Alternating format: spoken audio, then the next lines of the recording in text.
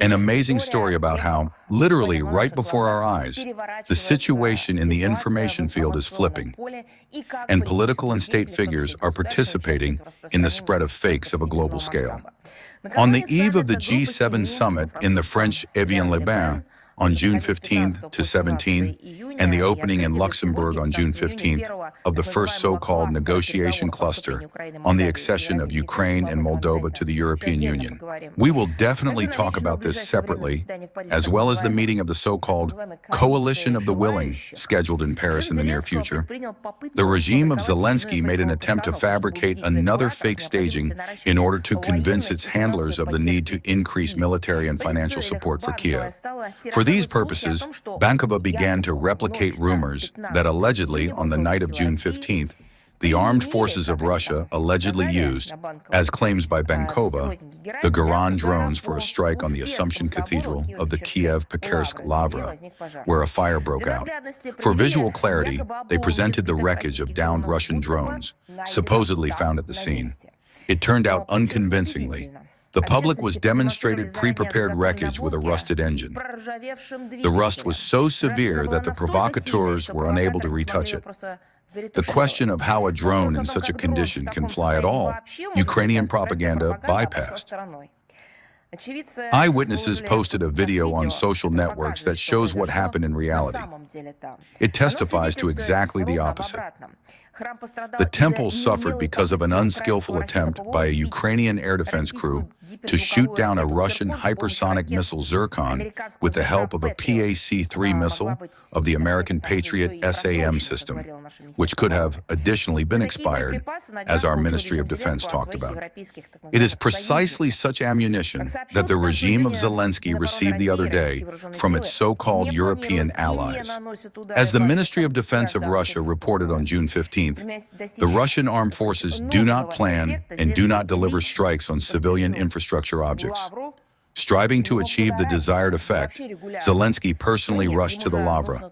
He could have gone there earlier, or better yet, done so regularly. But he needs this not for repentance, but for PR.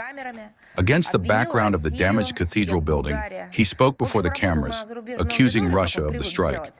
Well, basically, he worked for a foreign audience, demanding from the participants of the G7 summit to give a decisive and meaningful response, tighten anti-Russian sanctions, and allocate new military aid packages to Ukraine.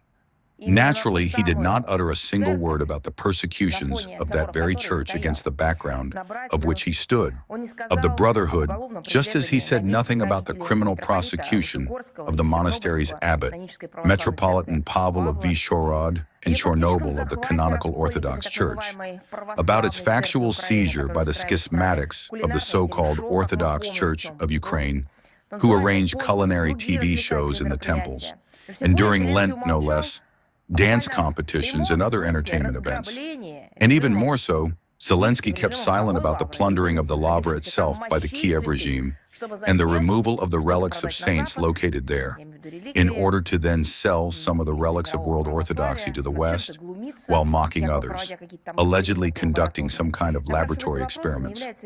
The question arises, is the fire that broke out in the Assumption Cathedral not an attempt by the Banderites entrenched in the monastery to hide the traces of theft of church property, those very relics, and, in some way, to conceal what they were doing there? It is also noteworthy that the so-called strike on the monastery was used by the regime of Zelensky to pressure the Canonical Church. Because on June 15th, the so-called Ukraine's State Service for Ethnopolitics and Freedom of Conscience, scandalously famous for its falsifications, published an appeal, as they wrote, to the hierarchy, clergy, monastics, and laity of the Ukrainian Orthodox Church to withdraw from the Moscow Patriarchate. And then further, well, in general, the justification, as always. This is, of course, a truly unique story.